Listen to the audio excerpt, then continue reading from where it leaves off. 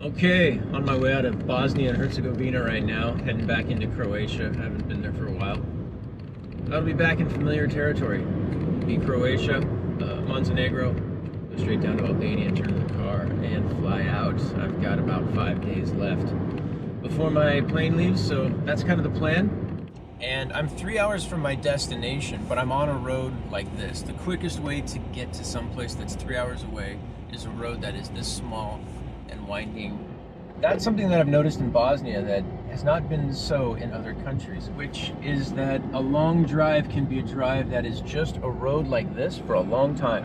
Whereas anywhere you want to get in Germany, if it's 3 hours from where you're at, then you're going to be on the Autobahn or the highway for most of that drive, and then it'll, you get smaller and smaller roads as you get closer and closer to a destination that's off the beaten path. But I'm not going somewhere off the beaten path, and I'm not coming from anywhere off the beaten path. And yet this is the road, and I'm 3 hours from my destination. So it's very possible that I'll spend the next 3 hours on a road just like this, going 40 miles an hour. But it ain't so bad, because this is the landscape, this is the scenery, and it's a really pretty country. A lot of bullet holes in a lot of buildings and a lot of bombed out buildings. But not so much that it feels weird. It still just feels like a place with people in it. And, 1993 was a long time ago for young people. I mean, I remember it, but a lot of people walking the streets weren't even alive then. Or they were too young to remember. But if you start asking questions, everybody here knows people, has family who died, who were casualties of the war. And this is where it was hit the hardest in all of the Balkans.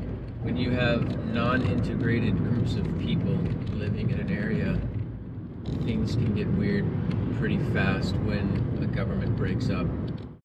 You saw in Sarajevo, the place where the Archduke was shot, that kicked off World War I. What a horrible war that was. And it started here. And the last European war ended here, as far as I understand it. So here we are, Bosnia and Herzegovina. And it's a beautiful landscape. There's some great waterfalls to visit outside of Mostar. Sarajevo is not a bad city. Like any place else, you get to the outskirts and you see poverty and Soviet-era buildings that are just soulless monoliths. They're just heartless. So the things that lie under the surface, that are waiting to be exposed, that other people say, oh, it'll never happen. Everything's fine. We've been fine for 50 years. If it hasn't happened in 50 years, it's not going to happen. Or maybe it's only 10 years. I'm the kind of person that's always waiting for the other shoe to drop. I don't know what that means about living life, and whether or not we should always be expecting bad things necessarily.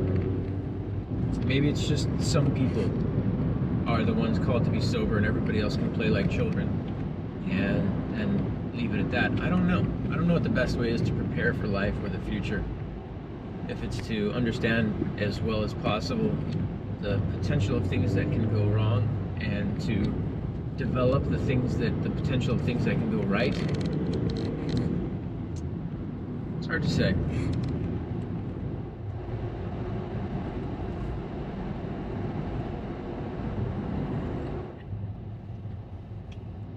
Oh shit.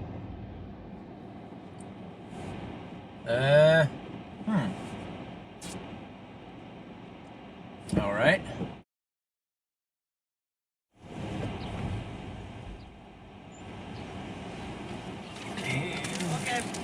Okay.